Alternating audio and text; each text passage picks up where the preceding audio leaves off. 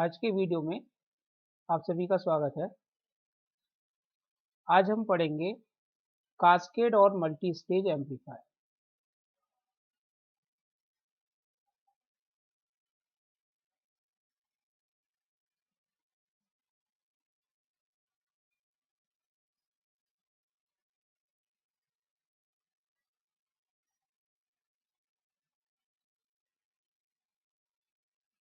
Cascade या multi stage amplifier Hindi में इसको बोलते हैं बहुचरण प्रवर्धक।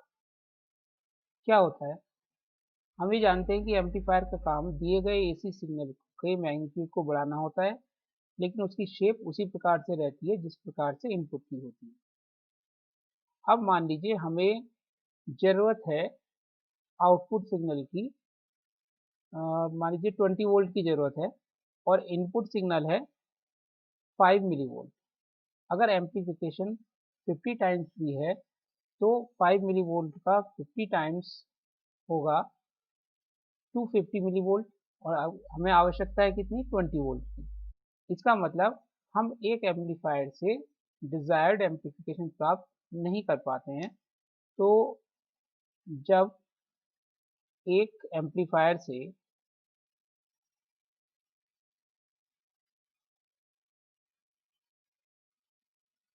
हमें डिजायर्ड एम्प्लीफिकेशन नहीं मिलता है,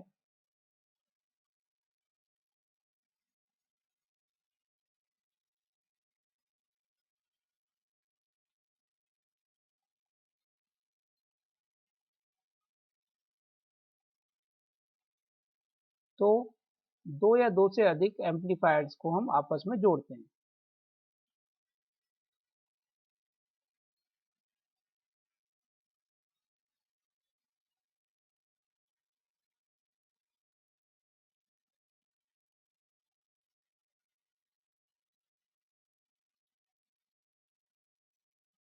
को इस प्रकार से जोड़ते हैं कि एक प्रवर्धक के आउटपुट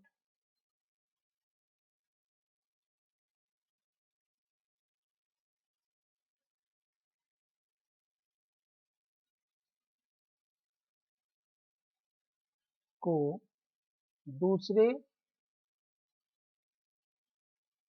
एम्पलीफायर के इनपुट में देते हैं।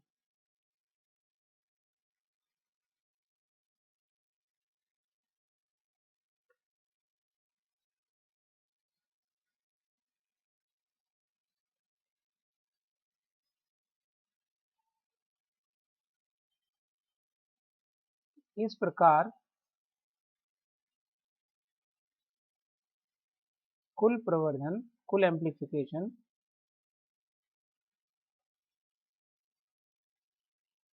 दोनों एम्पलीफायर के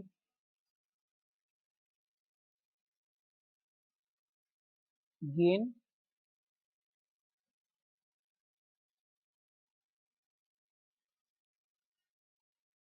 का मल्टीप्लिकेशन होता है। यानी अगर एक 50 टाइम्स कर रहा है, दूसरा भी 50 टाइम्स कर रहा है, तो दोनों से मिलाकर 2500 टाइम्स एम्पलीफाई हो जाएगा।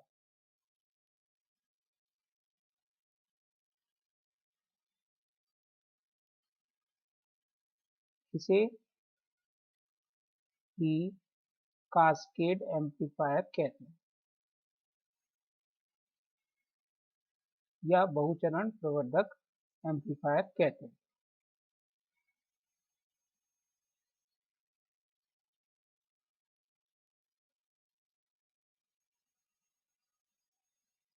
यानी कुल gain is equal to G1 into G2 into, अगर दो से ज़्यादा है तो G3 एंड सो। व्यवहार में G का मान G1 इंटू G2 से कुछ कम होता है।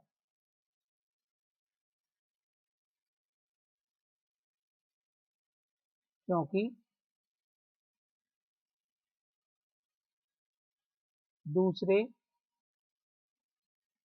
प्रवर्धक के निवेशी सिरे का लोड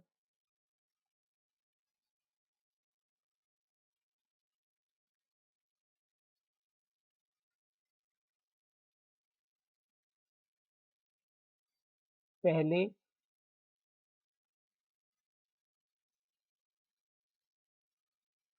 प्रवर्धक के निर्गत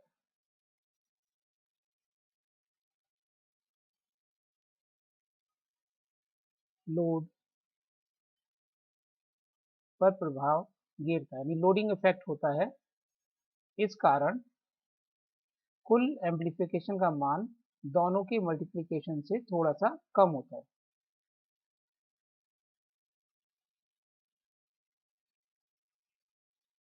यानी 50 इंटू 50 2500 आना चाहिए, लेकिन लोडिंग इफेक्ट सेकंड एम्पलीफायर के इनपुट के लोडिंग इफेक्ट के कारण ये एम्पलीफिकेशन 2500 ना होकर लगभग 2200 या 2100 रह जाता है।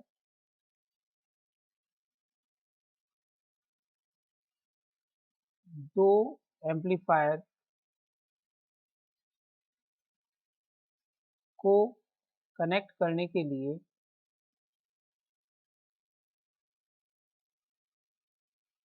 या तो डायरेक्ट या रेजिस्टेंस कैपेसिटेंस या इंडक्टेंस कैपेसिटेंस या ट्रांसफार्मर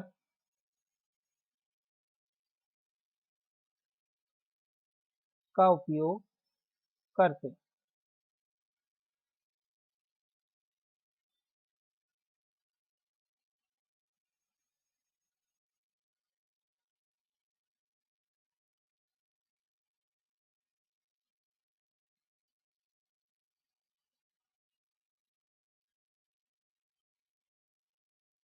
प्रवर्धक का फ्रीक्वेंसी रेस्पॉन्स कर्व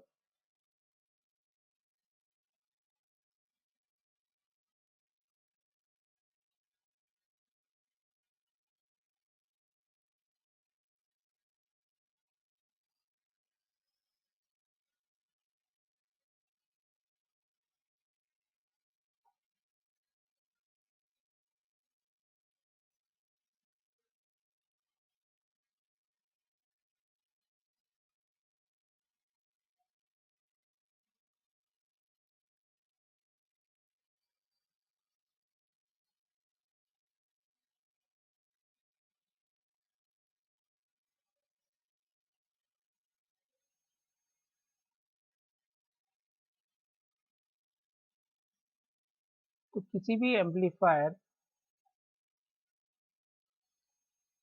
का जो गेन होता है या एम्पलीफिकेशन होता है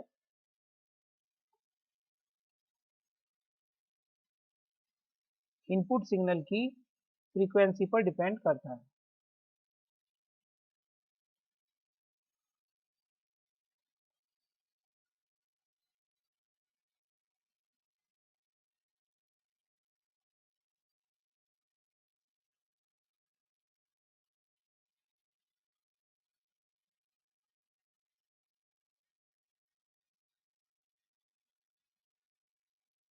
यह चित्रानुसार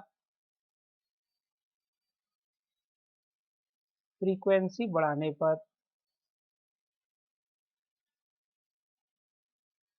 पहले बढ़ता है,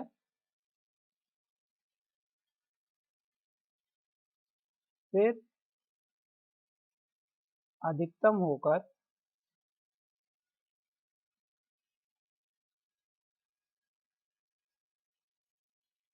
घटता है। तो अगर हम ग्राफ प्लॉट करें किसी एम्पलीफायर के लिए इनपुट सिग्नल की फ्रीक्वेंसी और एम्पलीफिकेशन में, तो हम ये देखते हैं कि पहले तो फ्रीक्वेंसी के साथ एम्पलीफिकेशन बढ़ता है, फिर एक वैल्यू पर मैक्सिमम होगा और फिर घटेगा।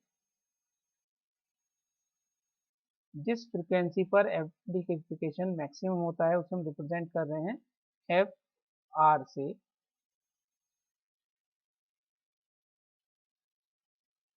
एम्प्लीफिकेशन या गेन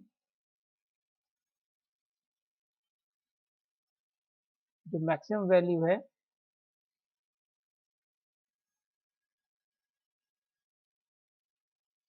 ये होगी, और एम्प्लीफिकेशन एंड गेन की मैक्सिमम वैल्यू का 70.7%, या हम कह सकते हैं कि ए मैक्स अपॉन 2 अंडर रूट 2 से अगर हम एक लाइन ड्रॉ करें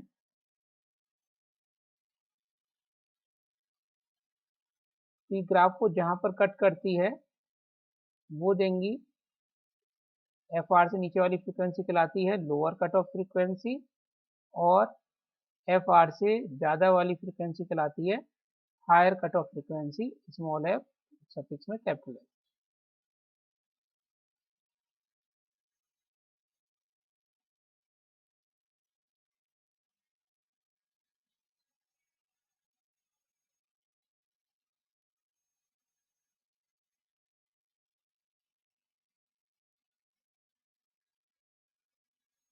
चित्रानुसार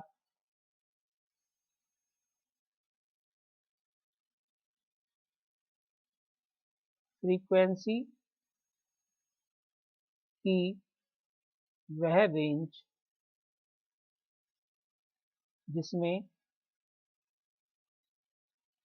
एम्प्लीफिकेशन मैक्सिमम का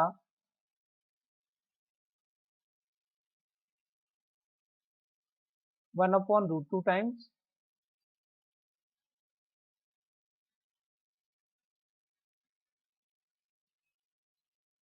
या 70.7% ऑफ ए मैक्सिमम से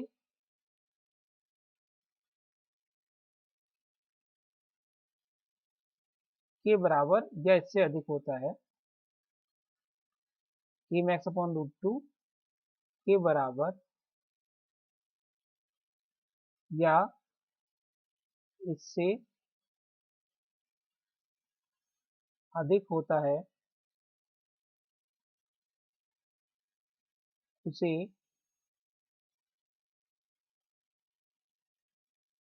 एम्पलीफायर की बैंडविड्थ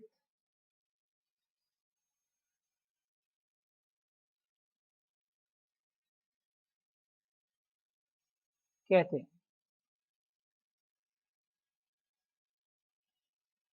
यहाँ पर हम चित्र में देखते हैं कि bandwidth is equal to difference in lower cut higher cut off frequency and lower cut off frequency.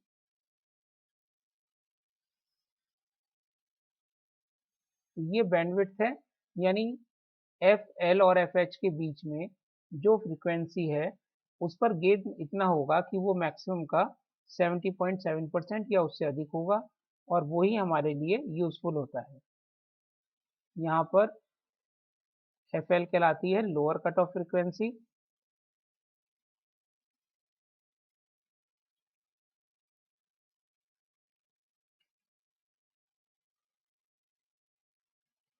और एफ एच कहलाती है higher cut off frequency.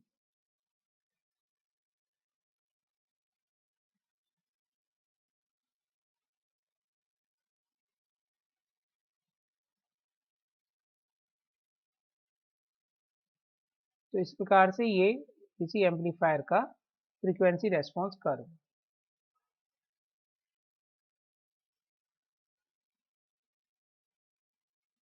Next, decibel gain of N amplifier.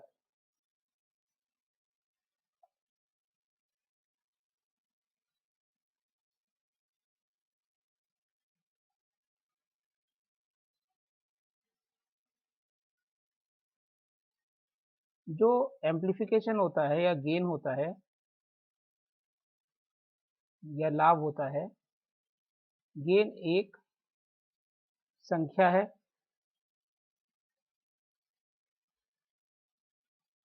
परंतु व्यवहार में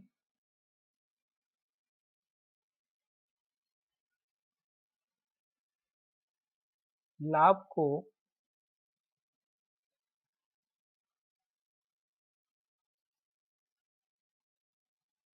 डेसिबल में नापते हैं।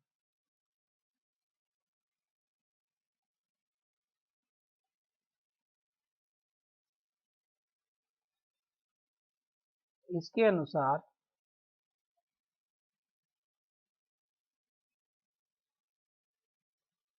जो पावर गेन है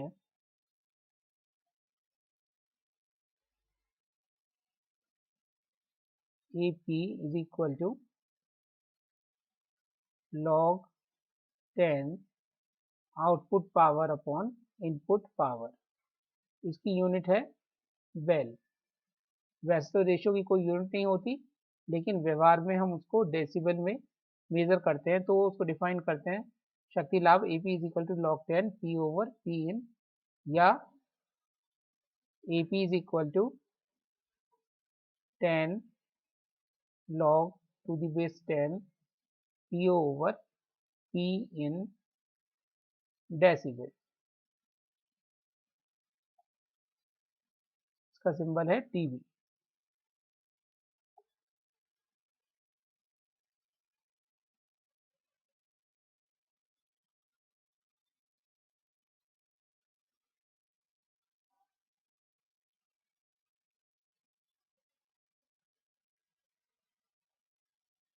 इसी प्रकार वोल्टेज लाभ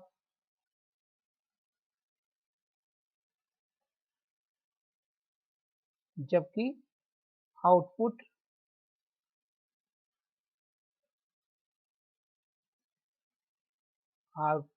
रेजिस्टेंस और इनपुट रेजिस्टेंस बराबर हैं, उस केस में वोल्टेज लाभ AV is equal to 20 log 10 VO over V in decibel. और धारा लाभ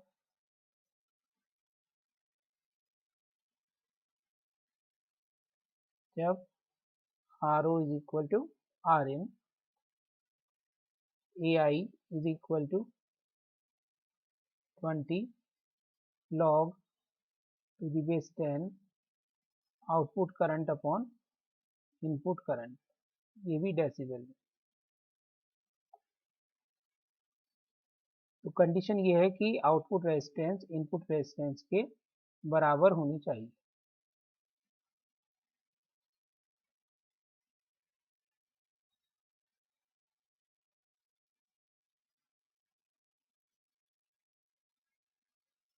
ऐसा क्यों करते हैं? हम डायरेक्ट इसको रेशियो में क्यों नहीं मेजर करते?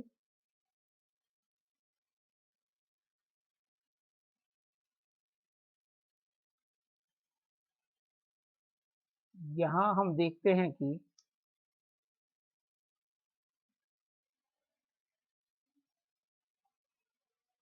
यदि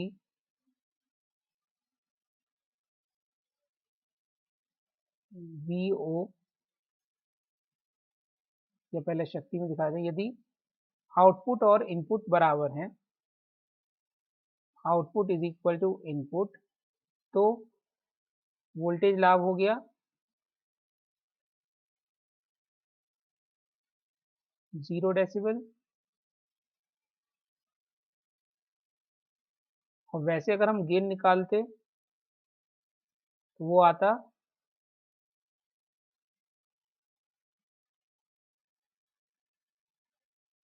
रेशो वाले में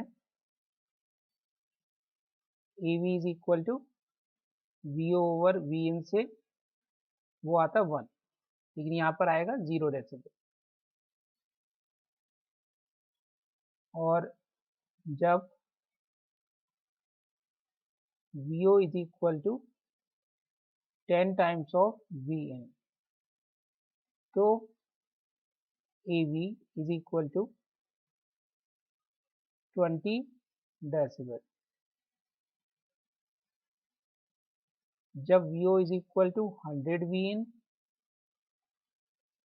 तो AV is equal to 40 decibel. और इसके करॉस्पॉन्डिंग अगर हम पुराने तरीके से लाभ देखें रेशो में, तो AV मिलेगा हमें 10 और यहाँ पर AV इज इक्वल टू 100। तो रेशो के हिसाब से लाभ 10 गुना और 100 गुना हुआ, लेकिन डेसिबल के हिसाब से अगर VO 10 टाइम्स हो रहा है तो केवल 20 डेसिबल बढ़ा। तो जो हमारे इंस्ट्रूमेंट होते हैं वो डेसिबल के अनुसार सेंसिटिव होते हैं। जो यंत्र होते हैं वो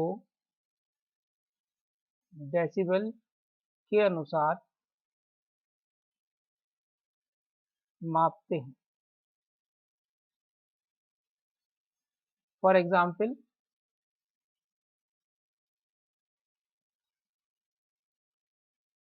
इसका एग्जाम्पल देते हैं हम, जैसे साउंड में, ध्वनि में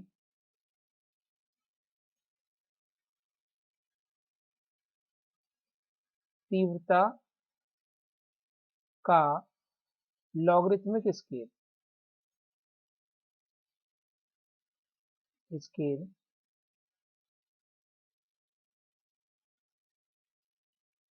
is equal to 10 log to the base 10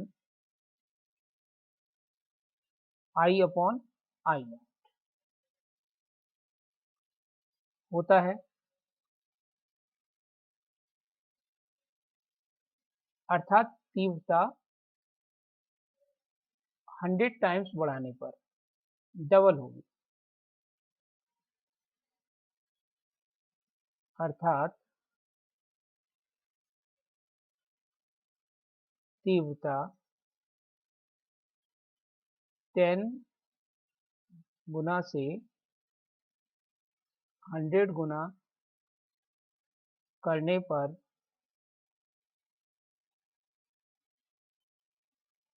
तीव्रता 10 dB से 20 dB होगी। और हमारा कान, ईयर, लॉगरिथमिक स्केल के अनुसार ही सेंसिटिव होता है। यानी अगर तीव्रता 10 से 100 टाइम्स हो रही है तो हमें साउंड केवल दुगनी 10 डेसिबल से 20 डेसिबल होती हुई अपीयर होती है। इसलिए हम गेन को डेसिबल में मेजर करते हैं। तो अब जो ये 4 तरह के आपके मल्टी स्टेज एम्पलीफायर थे, डायरेक्ट, आरसी, एलसी और ट्रांसफार्मर, इसमें आपके सिलेबस में केवल है आरसी कपल्ड एम्पलीफायर, वो भी double stage. RC coupled double stage amplifier.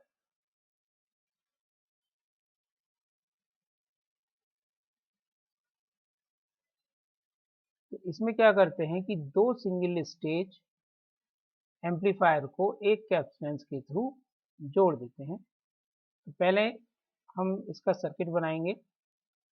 इसका परिपथ चित्रानुसार होता है।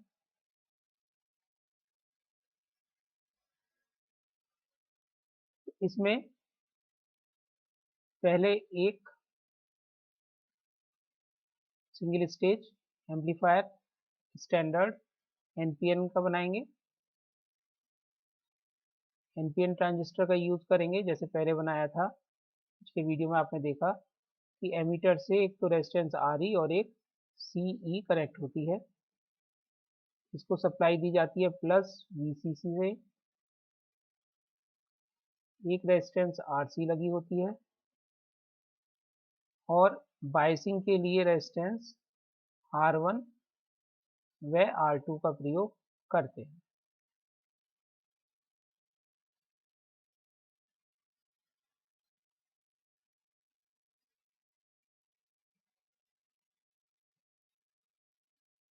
इनपुट पर सिग्नल सी इनके द्वारा दिए जाते हैं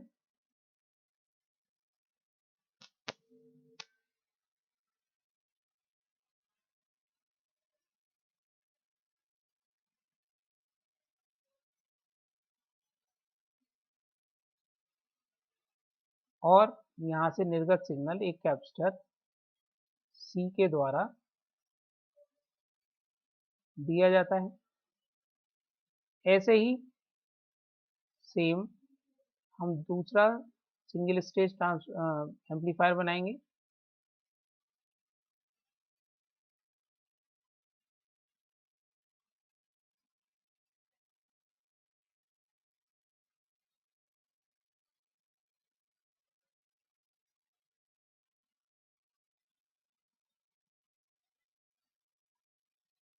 इसको भी सप्लाई प्लस वीसी से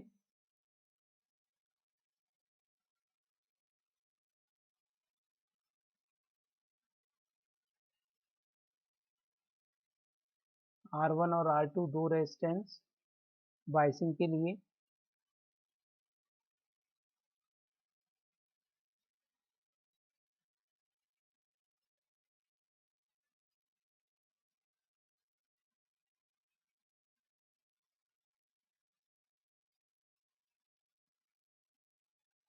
बाईपास कैपेसिटर सीई,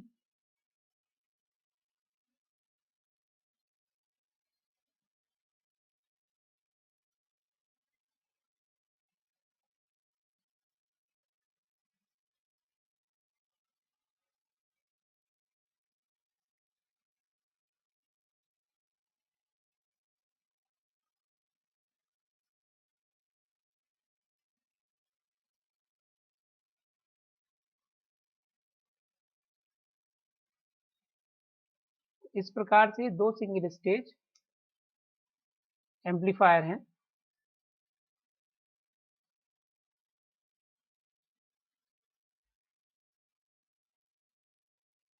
अब जब हम इनको कनेक्ट करेंगे तो देखिए इन दोनों को कनेक्ट करने पर क्या चेंजेस आएंगे।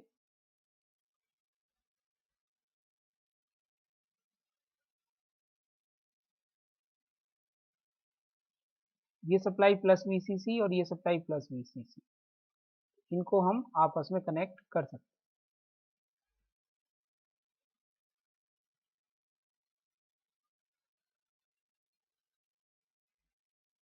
नीचे जो नेगेटिव टर्मिनल्स हैं उनको हम आपस में कनेक्ट कर सकते हैं और पहले स्टेज से फर्स्ट स्टेज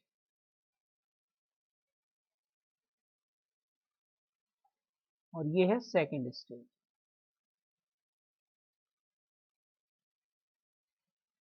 इनको जो कनेक्ट करेंगे तो जो CO कैपेसिटर इसका और सीन कैपेसिटर इसका, इसकी जगह केवल एक सिंगल कैपेसिटर यूज हो जाएगा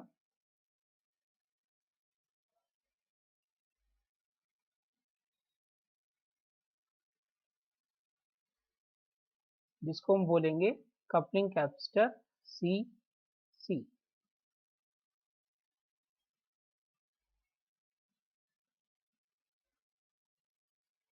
इस प्रकार से पहले स्टेज के रेजिस्टेंस RC और कैपेसिटर CC के द्वारा हम दो एम्पलीफायर स्टेज को कनेक्ट कर रहे हैं, इसलिए ये कहलाता है RC कपल्ड एम्पलीफायर। तो इसका वर्णन हमने बोल के कर दिया ना कि इसमें R1 R2 का काम, इसकी लैंग्वेज आप लिखेंगे इसका तो हो गया, इसका परिपथ चित्रानुसार होता है। इसमें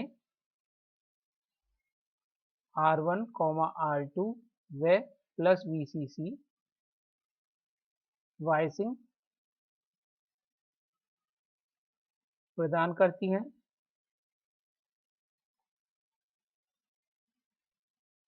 आर ई स्थायित्व स्टेबिलिटी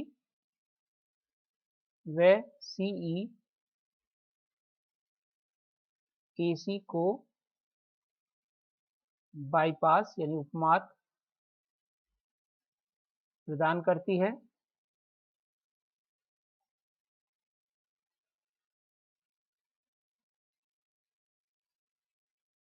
प्रतिरोध आर सी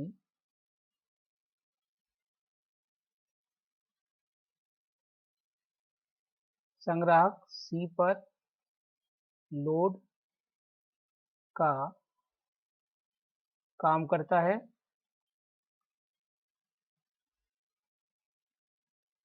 सी इन व सी ओ एसी को डीसी से अलग करता है।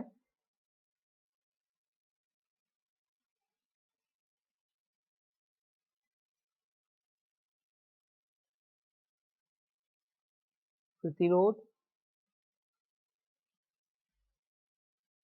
पहले चरण के फर्स्ट स्टेज के प्रतिरोध आरसी व कपलिंग कैपेसिटर सीसी के द्वारा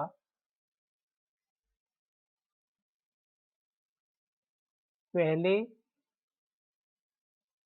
चरण फर्स्ट स्टेज से आउटपुट सिग्नल को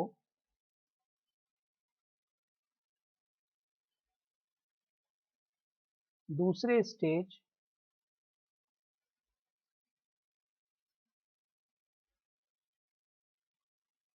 के एम्पलीफायर के इनपुट में देते हैं।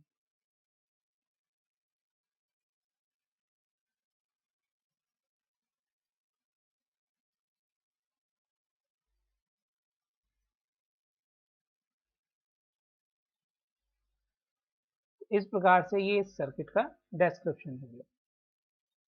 अब इसका फ्रीक्वेंसी रेस्पॉन्स कर्व, या इसमें एक लाइन और लिख सकते हैं।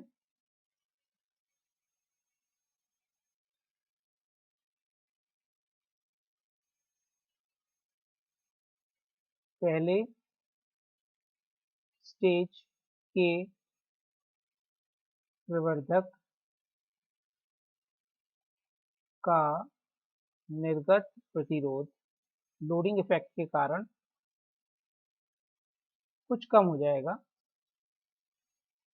आर ओ बिकम्स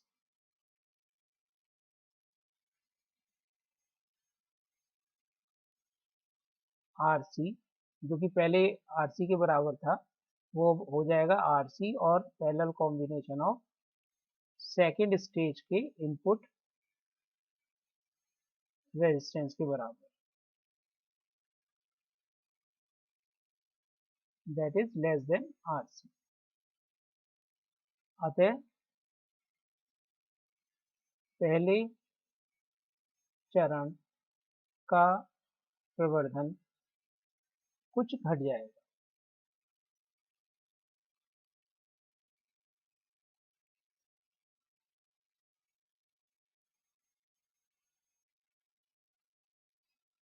पहले से कुछ कम हो।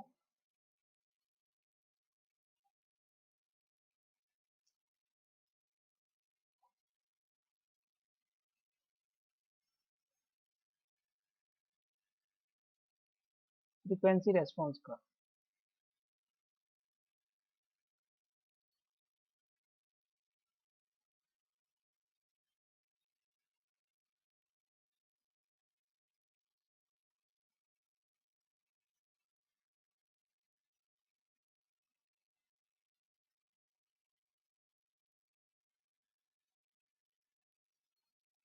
तो फ्रीक्वेंसी रेस्पॉन्स कर्व इसका चित्रानुसार होगा। इधर एम्पलीफिकेशन ए बी,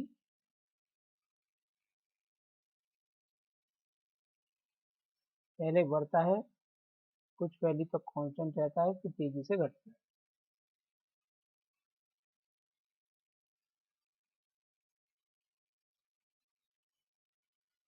यहाँ से लेकर, जीरो से लेकर इस वैल्यू तक को तो हम बोलते हैं लो फ्रिक्वेंसी रेंज, ये मिड फ्रिक्वेंसी रेंज, ये कहलाता है लो फ्रिक्वेंसी,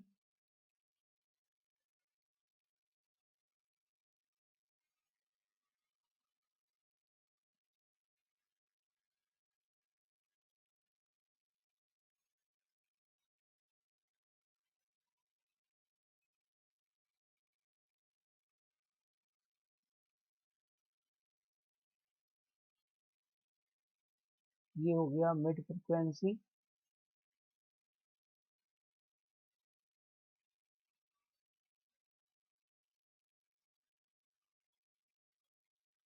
और ये हो गया हाई फ्रिक्वेंसी।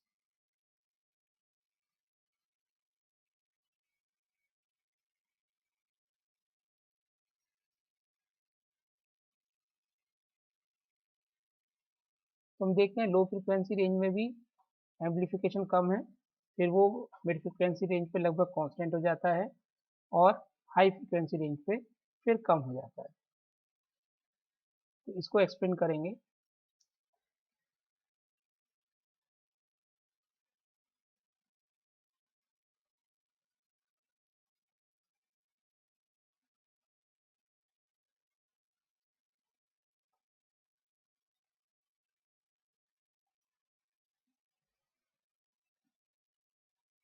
तो जो कुल मिला के लाभ है, गेन है, लाभ निम्न कारणों पर निर्भर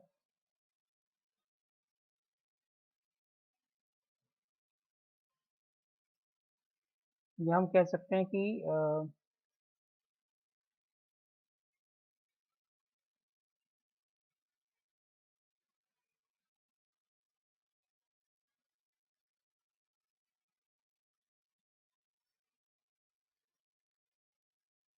निम्न प्रकार से परिवर्तित हो रहा है, इसकी व्याख्या निम्न प्रकार से की जा सकती है।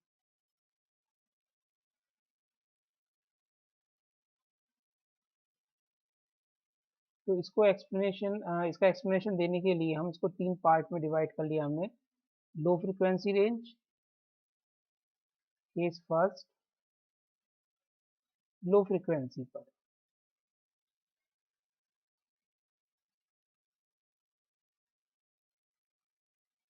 लो फ्रिक्वेंसी मतलब less than 20 hertz.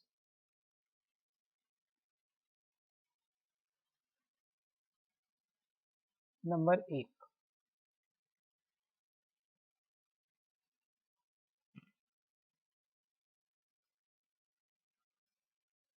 Bypass capacitor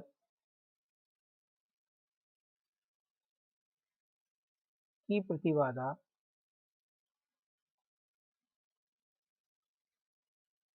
x C E is equal to 1/2 pi F C E अधिक होगी क्योंकि फ्रीक्वेंसी कम है।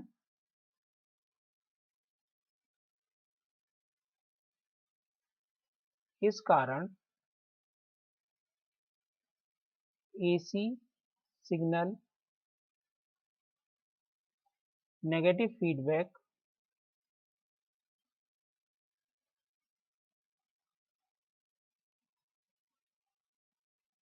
उत्पन्न करेगा और जो गेन है वो कम होगा।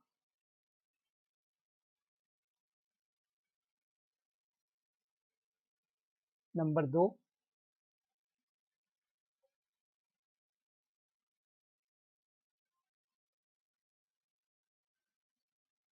कपलिंग कैपेसिटर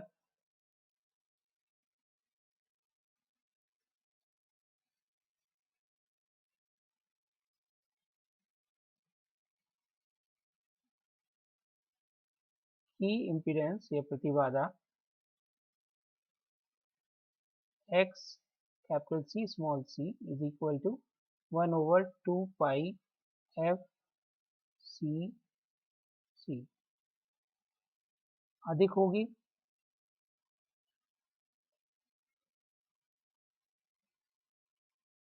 इस कारण फर्स्ट स्टेज से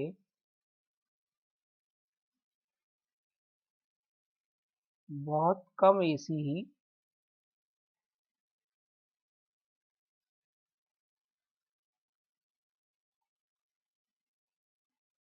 सेकेंड स्टेज में जा पाएगा।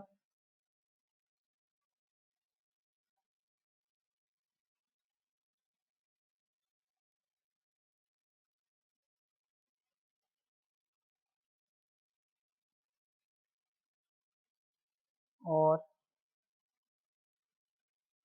कुल प्रवर्धन कम होगा।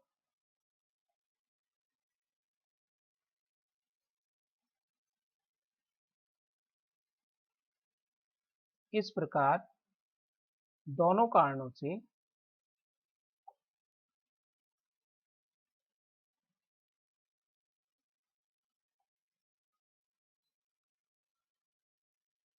लो फ्रीक्वेंसी पर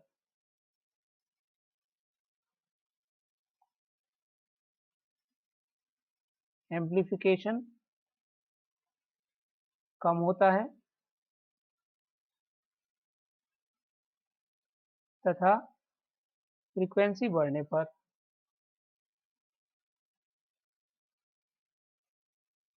XCE व XCC के घटने के कारण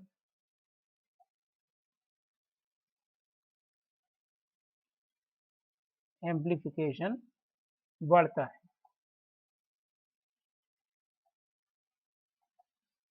तो ये तो हो गया लो फ्रीक्वेंसी पर एक्सप्लेनेशन।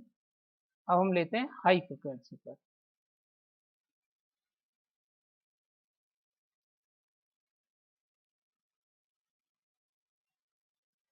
हाई फ्रीक्वेंसी का मतलब ग्रेटर देन 20 किलो हर्ट्ज।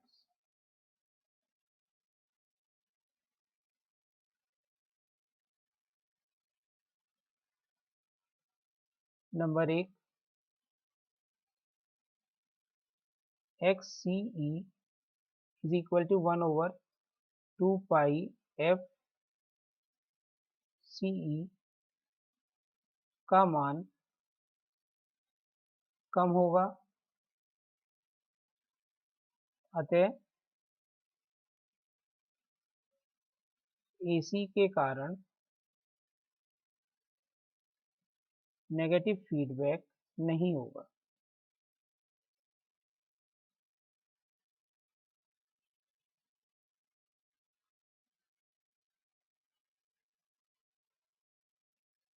जिससे प्रवर्धन बढ़ना चाहिए।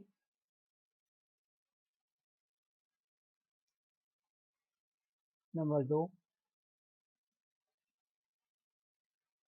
XCC is equal to 1/2 pi FCC का मान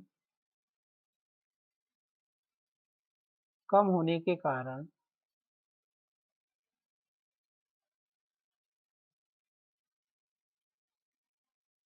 दूसरे स्टेज के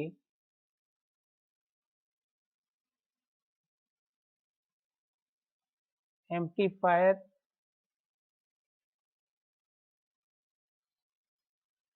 का लोडिंग इफेक्ट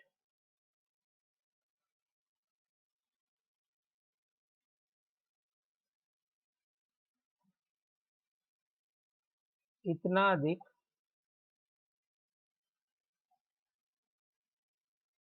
बढ़ जाएगा कि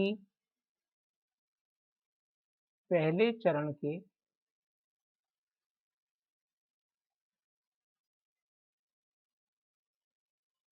प्रवर्धक का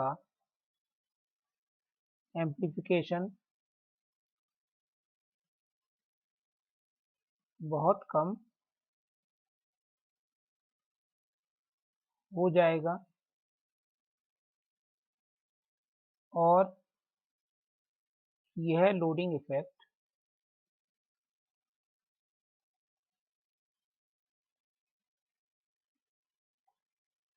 फ्रीक्वेंसी बढ़ने पर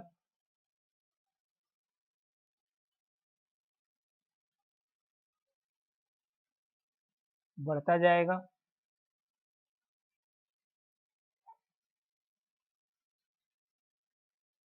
यहाँ लोडिंग प्रभाव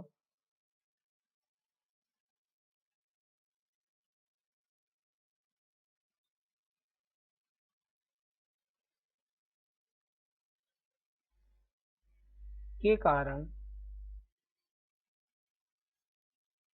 प्रवर्धन में कमी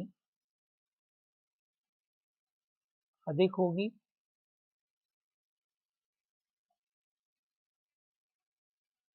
जैसा कि वक्र में दिखाया गया है। तीसरा रह गया मध्यम आवृत्ति या मिड फ्रीक्वेंसी रेंज पर।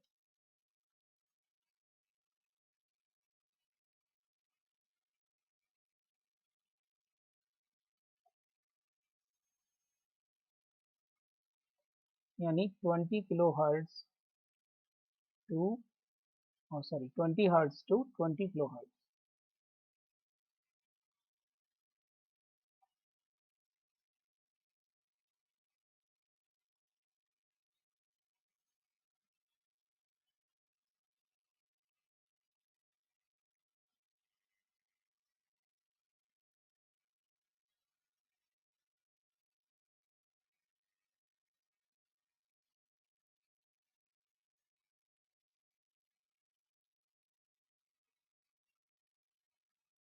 तो मिड फ्रीक्वेंसी रेंज की अगर हम बात करें तो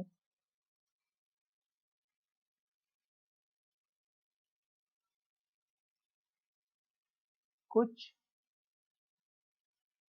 एसी का नेगेटिव फीडबैक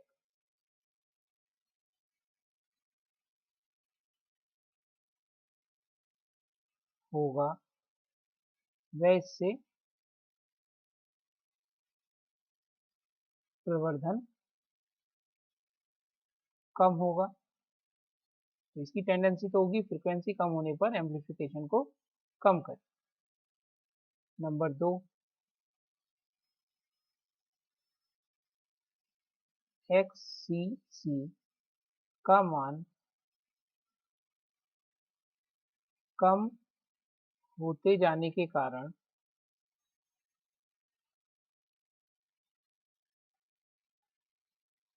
ज़्यादा एसी सिग्नल आगे जाएंगे,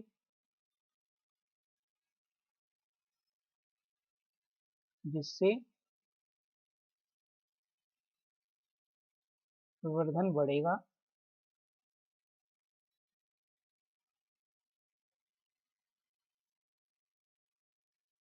थर्ड,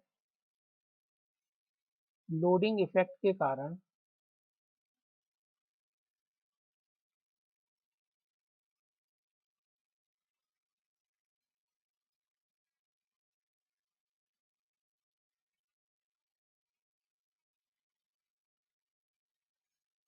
प्रवर्धन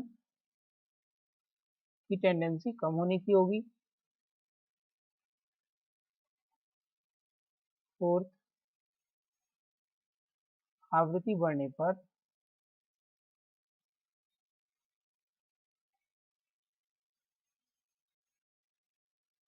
ट्रांजिस्टर का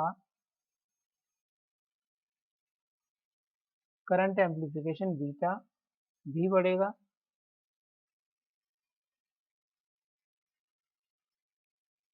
जिससे प्रवर्धन बढ़ेगा।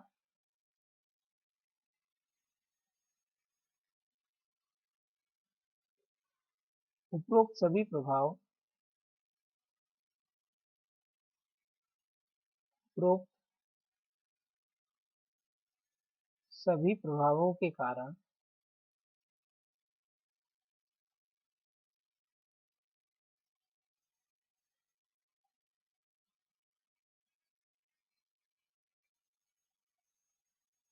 एम्प्लीफिकेशन लगभग स्थायी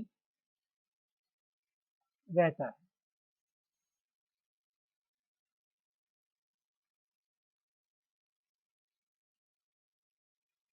तो इस प्रकार से हम लो frequency range, mid frequency range और हाई फ्रिक्वेंसी रेंज पर फ्रीक्वेंसी रेस्पॉन्स कर्व को एक्सप्लेन कर सकते हैं। ये तो हो गया आपका आरसी कपल्ड एम्पलीफायर। अब इसके कुछ advantages and disadvantages.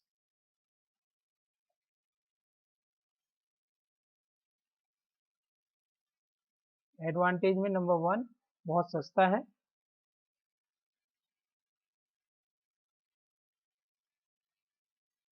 Number 2, compact है, सॉलिड है।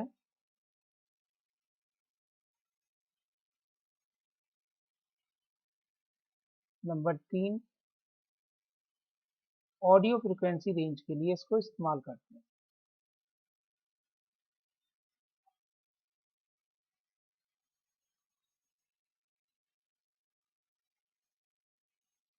इसके डिसएडवांटेजेस,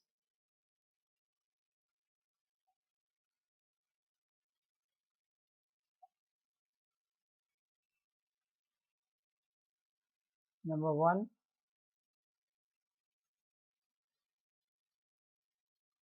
इसमें एम्प्लीफिकेशन बहुत कम हो पाता है, लो गेन है। नंबर 2, ये नॉइजी है, मतलब नॉइज प्रोड्यूस करता है सिग्नल में। थर्ड, इसकी input resistance are in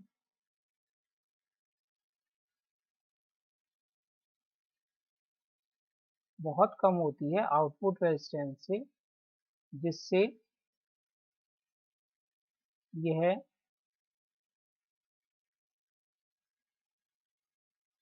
impedance matching नहीं कर पाता है।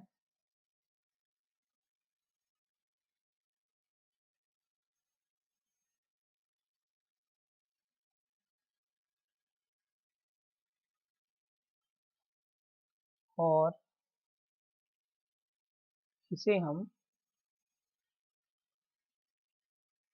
आउटपुट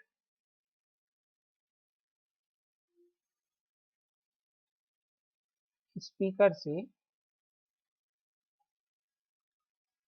नहीं जोड़ सकते।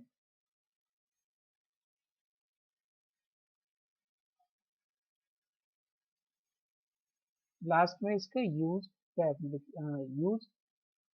या एप्लीकेशन, इसे पब्लिक एड्रेस सिस्टम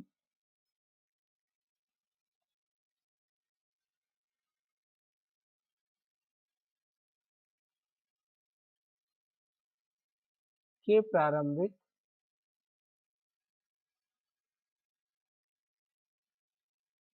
एम्पलीफायर के रूप में प्रयोग करते हैं।